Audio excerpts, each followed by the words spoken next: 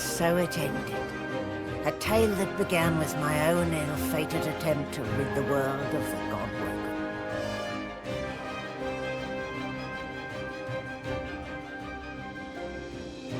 Dallas the Hammer, the secret eternal, purged the Godwoken and used the Source to close the veil to the void. The world was saved. Statues in memory of the Godwoken who sacrificed their Source were erected all across Rivellon. They would never be forgotten. The half-demon Malady took pity on the soulless, Godwoken silent monks and brought them to the Hall of Echoes. There, from the scraps of their souls that remained, she restored them to life. Sorcerers no more, they lived out the rest of their lives, freed of the burden of being the Godwoken. Freed from the weight of the world. As for me, I was already free. And so were the others. The Godwoken sacrifice severed the bond between the Sworn and the God King. To atone for my sins, I spent the rest of my days taking care of the sick and elderly, telling the story of the Godwoken, that the world may never forget the greatest heroes Rivellon had ever known.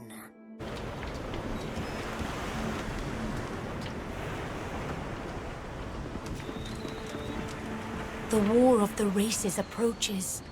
The elves shall stand, and you shall fall. You can't run, and you can't hide.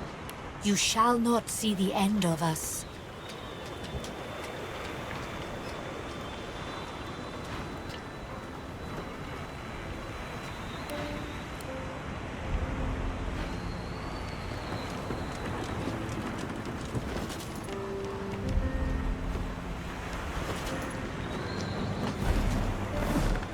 Malady stands tall and proud, sunlight sparkling off her mask. From here, she looks almost angelic. Ah, there you are. More than a silent monstrosity, less than a god. In the end, I'm not totally convinced it was worth my while to restore your consciousness, seeing what you've done with it so far. Where did I go wrong?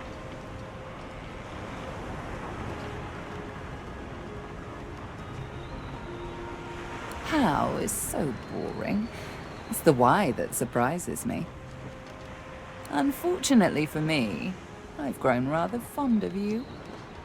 Still, I'd expected quite a bit more from you. I was interested in being owed a favor by a shiny new god, not some emperor of the realm. Never mind. I'll find another way. I always do. She fingers the mask covering her face. For a moment, it seems as though she's about to remove it. But instead, she places a hand on your shoulder. We've come a long way together. I did my best by you all the way. Sacrificed much. And I'd have given even more to see you fulfill your destiny. She looks you up and down. I guess this will have to do. Take a moment, why don't you? Relax. Enjoy. I certainly plan to do the same. Until next time.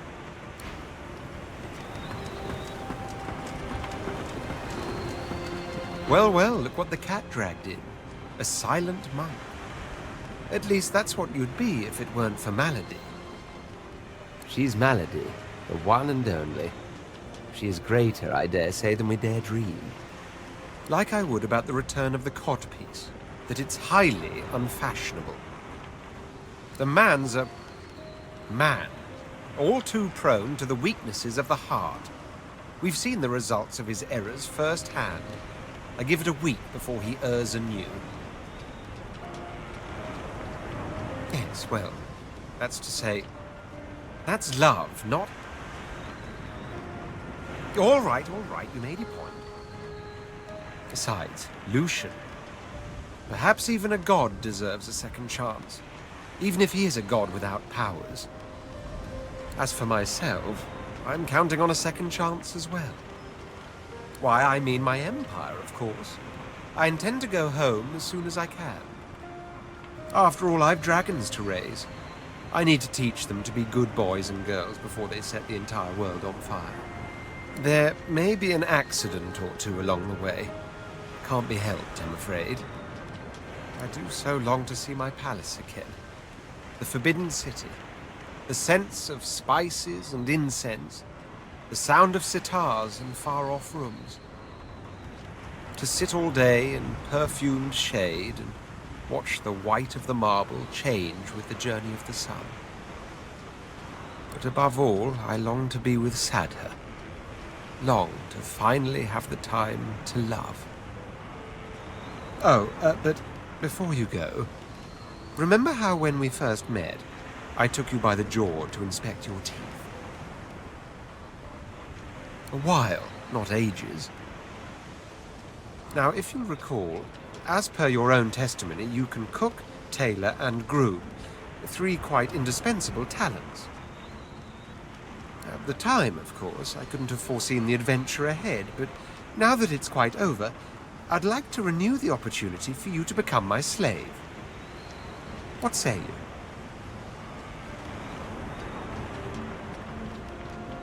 Well, that's settled then.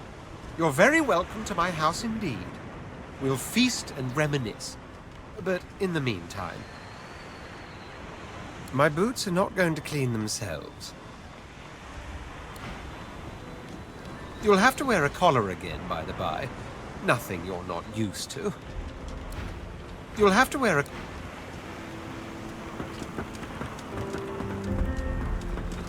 Without source to shield it, the barriers between Nemesis and Rivellon weaken. The Void may be kept at bay, but the Plane of Demons is not. Look away from the past and into the future. There is so much work left to do.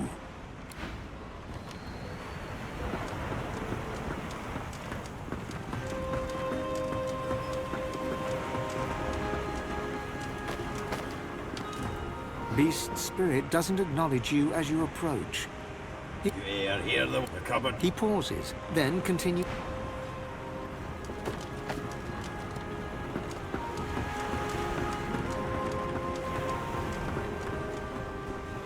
No more source, no more powers.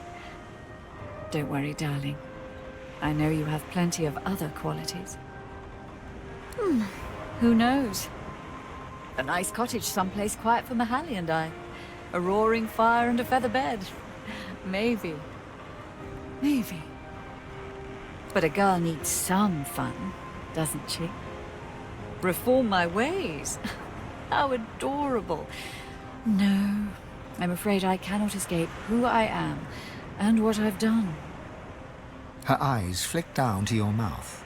She smiles coyly, then slinks forward to kiss you. Almira pouts in disappointment, but it quickly morphs into a devilish grin. Oh, no matter. We'll always have our first kiss. I haven't been quite able to put it out of my mind. Just as I'm sure you won't be able to put me out of your mind. I hope you won't be a stranger, my dear. I do like to keep in touch with my acquaintances.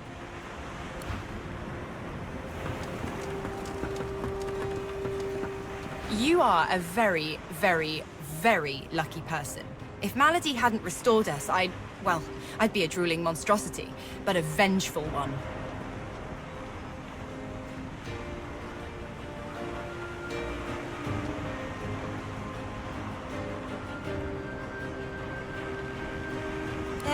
The realm is a lot more robust than some people give it credit for. It's probably survived much more than we'll ever even know. I don't know if anyone's free of anything, once and for all. But I'm bloody thrilled to be here now. Just me, myself, and you, of course. Get loot, play loot, get glad. So, Chief, I guess this is it, right? You say that now, but who knows what adventures and redheads life will throw at you. Whatever it is, you'll ace it. As she turns from you, suddenly it's gone again. She winks, and you're left wondering whether you saw anything at all. See you around. Lohse sings to herself. You're here. And I'm here. If just barely. Thank the gods, or whomever, for Malady. Oh? I think the look would quite suit you. The shadow of a smile passes over her lips. I'm glad too. She looks around at the blue skies and seas, smiling. Whatever I like. She puts a hand lightly on your shoulder and pulls you toward her. We have shared times both good and bad. Times beautiful and ugly. I won't forget them. Not for anything. Don't be a stranger now. She dips her head in your direction and gazes out onto the sparkling sea. The purging that once silenced you remains on your mind as you approach Gareth. You are grateful for Malady's miraculous touch. Without it, there would be no you. Amazing, I'm still here. That you're here. And that you might still speak. That Lucian...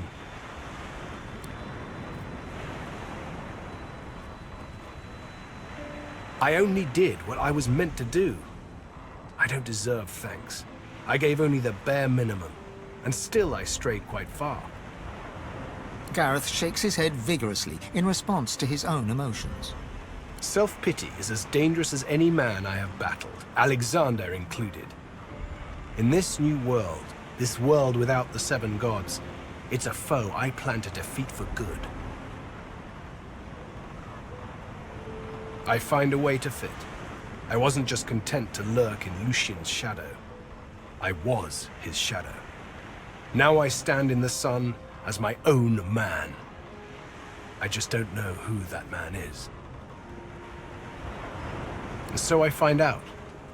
My goal is to have a goal, if that makes sense at all. And if it doesn't, well, that's all I've got. The purging that once silenced you remains on your mind as you approach. Amazing, Aside from a single blink, Gareth stands remarkably still. Time. Time has a way of changing someone. Lucian did not start as the man he became. Nor is the man I am now the same as him that once served at the side of a divine. The purging that... Amazing.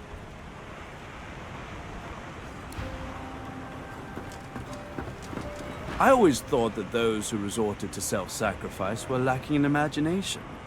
But I must admit, that was rather noble of you. A world without source is one that will need individuals of wit and intellect. A sharp mind is the only magic now. I believe I shall enjoy this new world very much. That is the question, isn't it? How does one top the greatest feat of necromancy ever conceived? I might have the answer to that. Tell me, have you ever heard of Gustafsson? No, of course you wouldn't. It's a written language, unreadable to most, but myself naturally. It comes from a mysterious race from another world, beings that feed on minds. I intend to seek them out. This Gustafsson seems to guard portals to their realm. And once I've uncovered one, well, why settle for being the greatest mind in just one world, when there's another for the taking? I do believe your actions amount to the first truly selfless act that I've ever witnessed in my time. Bravo.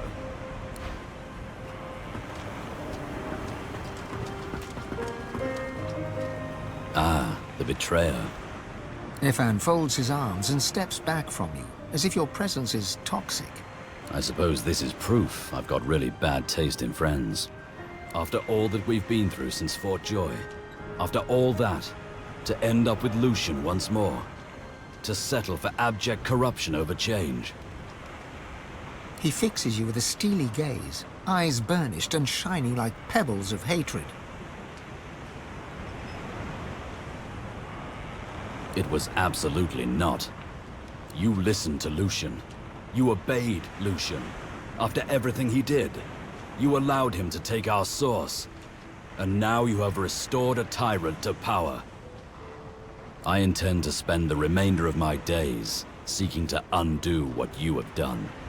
It may not be possible, but when did that ever stop me before? Ifan pauses, as if about to say something else, then shakes his head.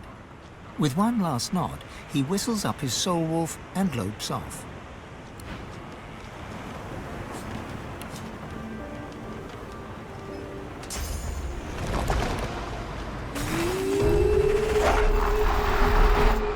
Ifan scowls at you.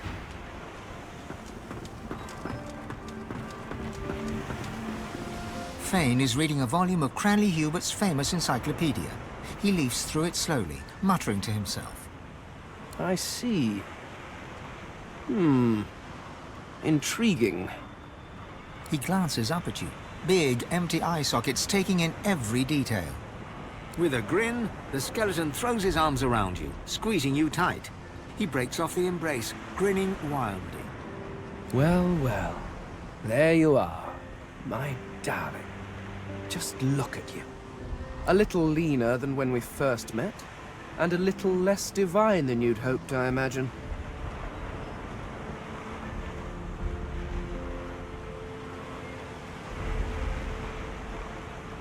Indeed it would. Fane looks back down to the book, a bony finger running across the embossed leather cover. It could have been different, you know? I could have saved them. I could have found a way.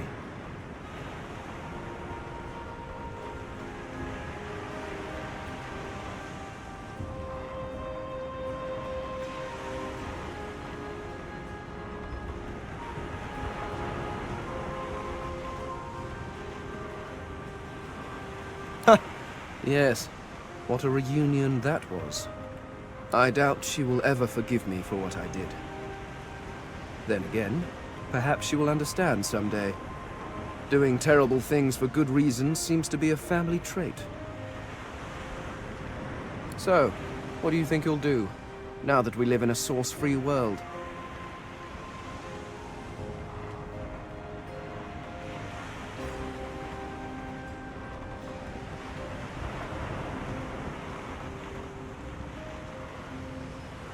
Indeed, I may be one of them.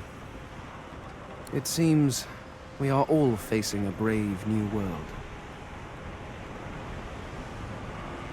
The skeleton hefts Hubert's dog-eared encyclopedia, its weight heavy in his hands. I've been rereading this book, looking over your history once again, poring over every detail with a new perspective, and do you know what? It's shit.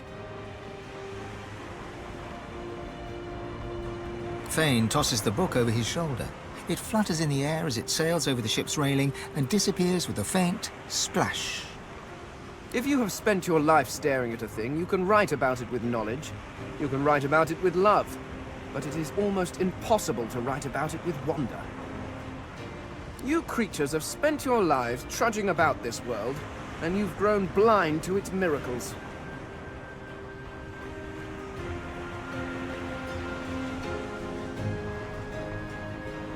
Simply that to see the true beauty of a thing, sometimes you have to look at it as an outsider, as someone with fresh eyes, if you will.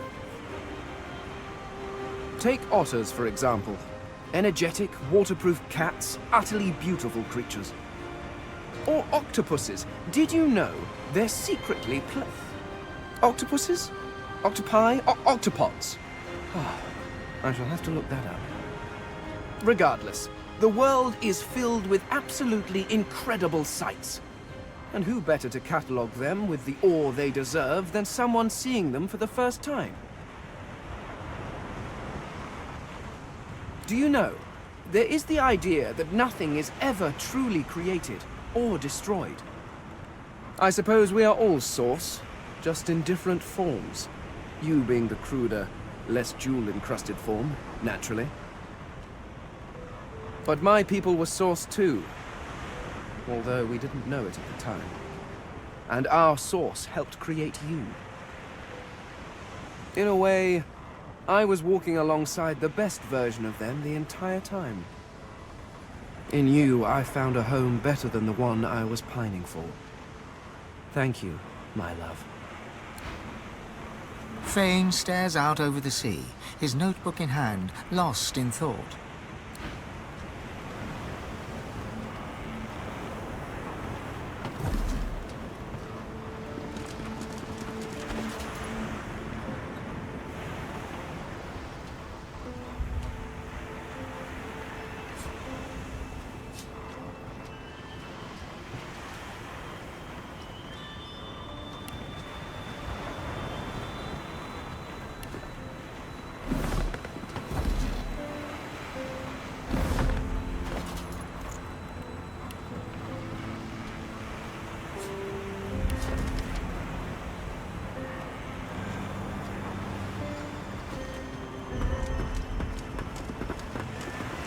It gives me almost as much pleasure to speak to you as it does to be whole again.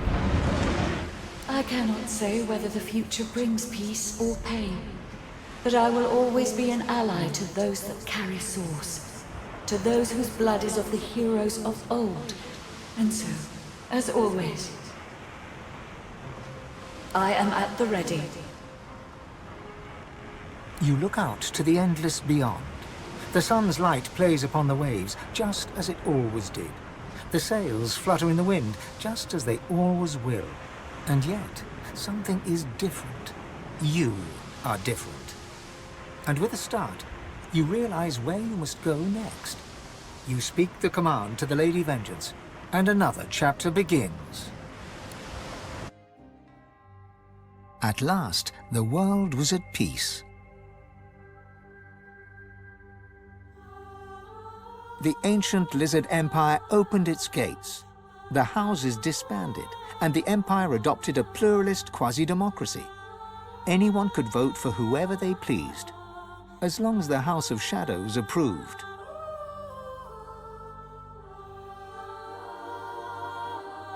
Justinia returns to her throne. Under her rule, the Dwarven Kingdom prospered, until 2 years later, a jealous lover stabbed her in the heart with a mutton fork.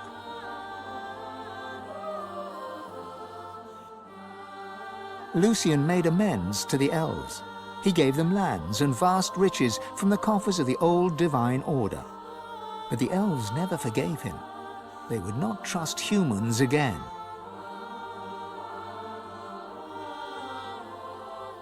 And in a dark forest on the far side of a desert, well beyond the high seas, the Black Ring came together once more.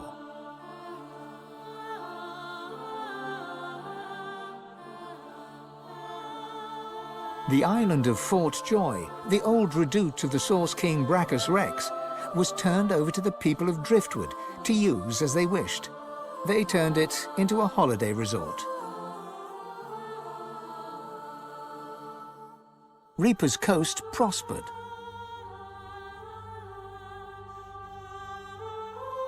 The fisheries returned, and the fertile farmlands produced the greatest harvests the surviving farmers had ever seen.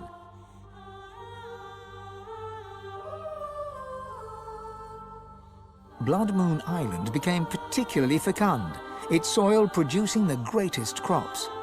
A particularly crimson-fleshed orange grown on the island became a delicacy across half the world.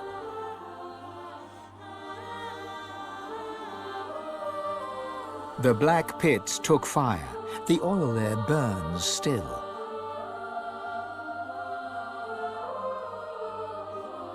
Driftwood became a centre of industry, trade, and transport.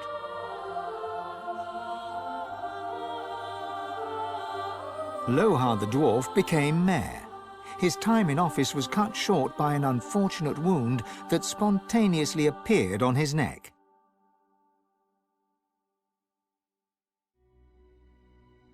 Your lizard lover finally returned to the ancient Lizard Empire, there to found the newest and most popular of all the houses, the House of Love. After a long and harrowing journey, Lovric the Waiter arrived in Sicil, where he opened a tavern. The meaty stew became famed almost as much for its food as it was for its greasy, abusive owner.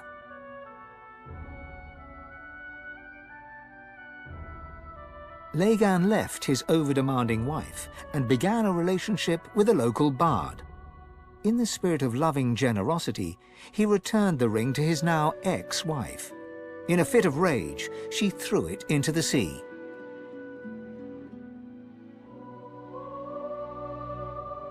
You would never forget Dorothea's kiss. Dorothea herself left Driftwood for the ancient empire, ever in search of the perfect kiss. She never found it, although once or twice she came close.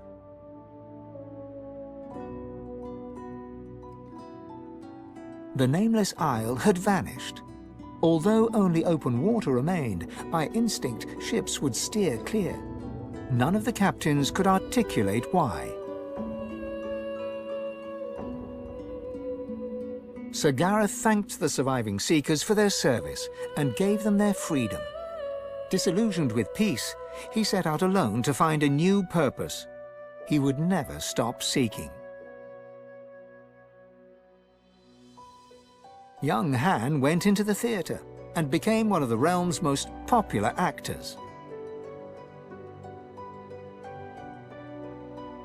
Almira and Mihaili settled down on the farm. The locals liked and respected Almira. She never wanted for help, and deals always fell to her favor. She presumed she had them in thrall. The truth was, they just liked her.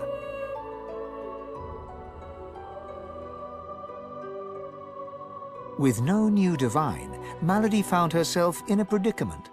She had an important problem to solve, but no ally strong enough to call upon, and so her search continued. Having performed the greatest act of necromancy in history, Tarquin found the new world unchallenging. He became obsessed with rumors of another plane of existence. One day he vanished and was never seen again.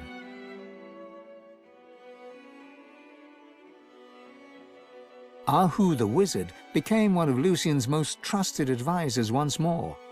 He always knew that something had changed in the divine. He never discovered what that was, or, if he did, he never said a word.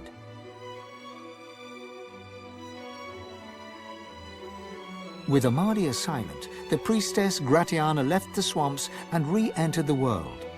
She founded an abbey in the Dragonspine Mountains, offering the last of the undead shelter from fortune hunters, novelty seekers, and ghouls.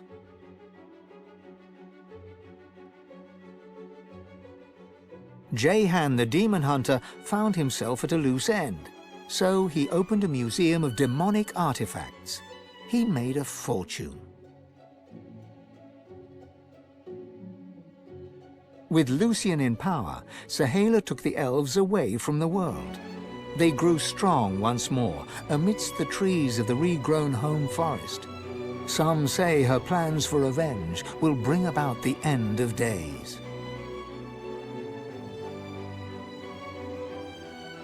Some say only Tova, her mother, holds her back.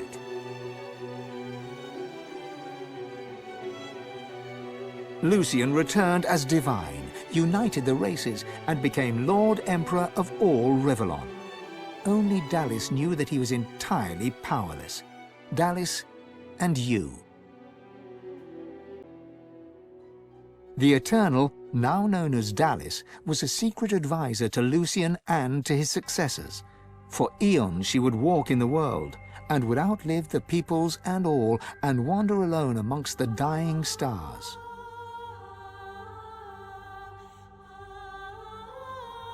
His run-in with his daughter set Fane on a new path. He travelled Rivellon, recording the wonders he discovered, but always kept a socket peeled for signs of the Eternals. He hoped to find the wife he'd lost, but he never did. Then again, he's still looking.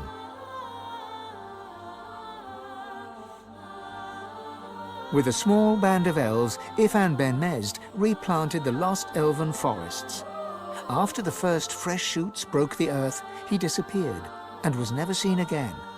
Some say Afrit, his soul wolf, walks the forest still.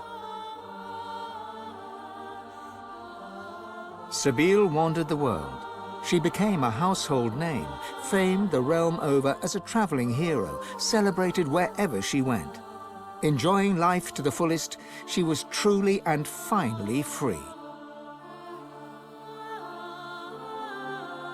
The Red Prince came home a hero. With Sada, he had more dragons.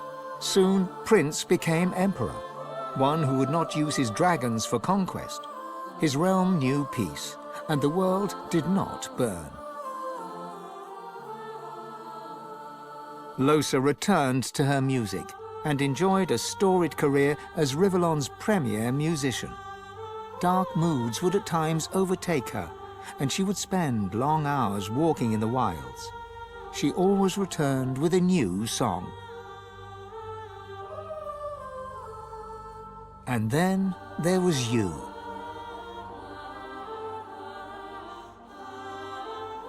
You returned to the world as one more human among many. Your future was yours to decide. Did you accept your new status with humility, or did you rebel?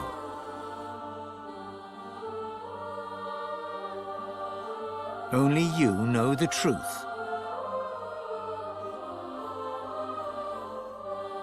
Only you know if you atone for your sins.